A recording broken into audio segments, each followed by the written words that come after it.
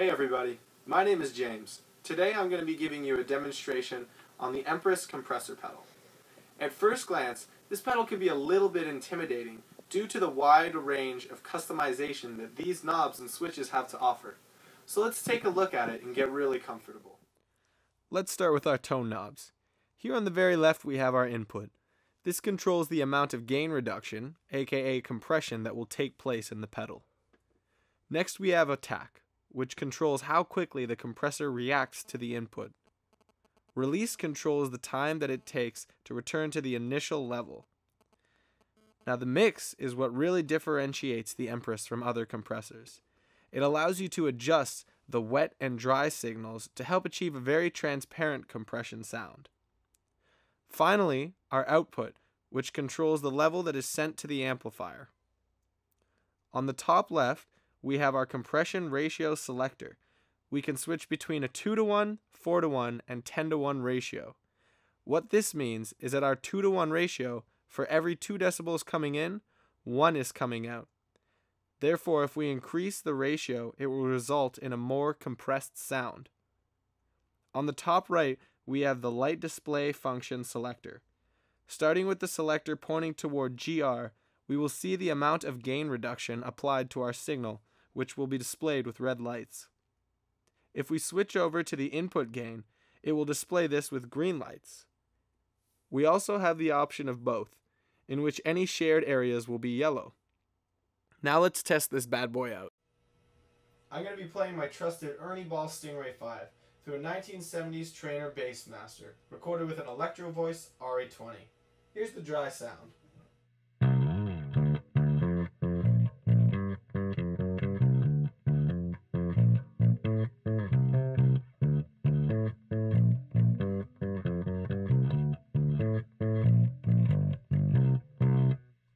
Now let's hear that same thing, but with the compressor on.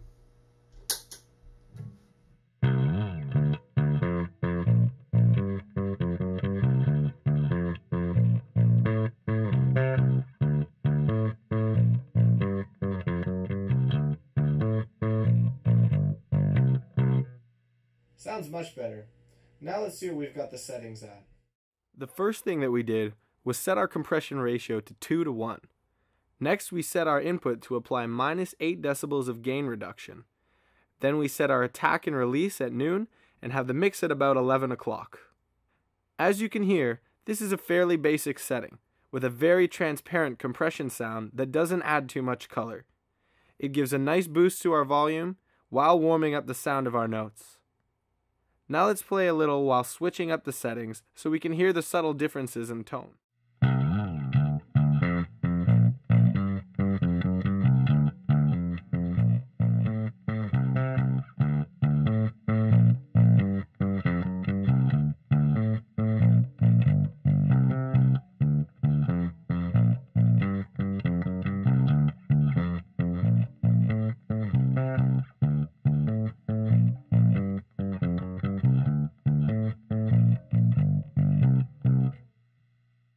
Now we've got the compressor set to something a little different.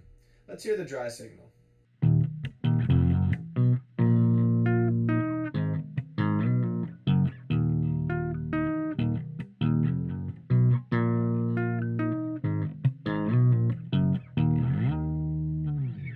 Now let's hear it with the compressor on.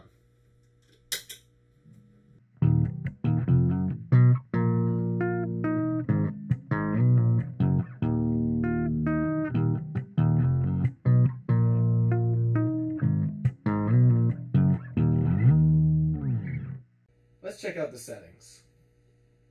We have our ratio at 4:1, giving a slightly more compressed sound. Our gain reduction is set to -10 when playing loudest, our attack is at 10 o'clock, release is at 10 o'clock, and our mix is at 2 o'clock. Now this setting really adds consistency to our playing. It actually increases the sustain as well as volume on each note. It has a bit more color than the previous setting, which will result in a more full tone. Let's get an ear for the different sounds within the 4:1 ratio.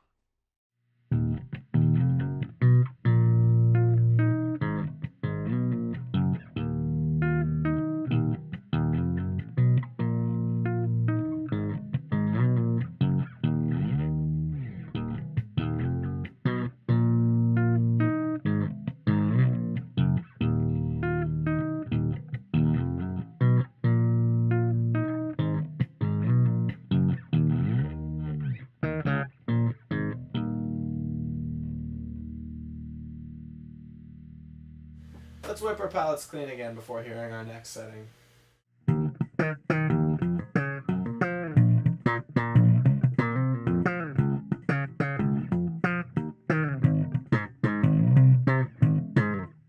Now with the compressor.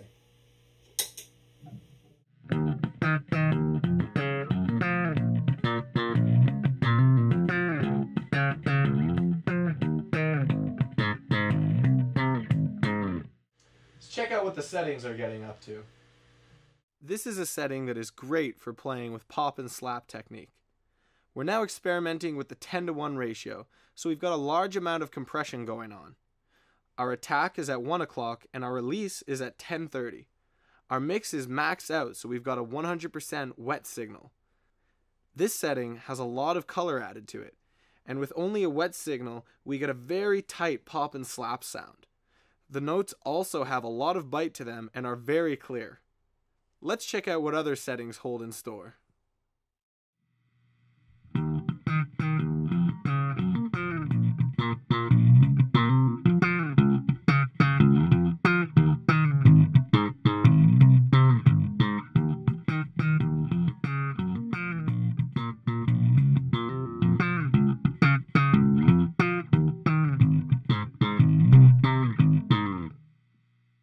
It's a sturdy and lightweight unit that will have no problem integrating itself into your pedal board.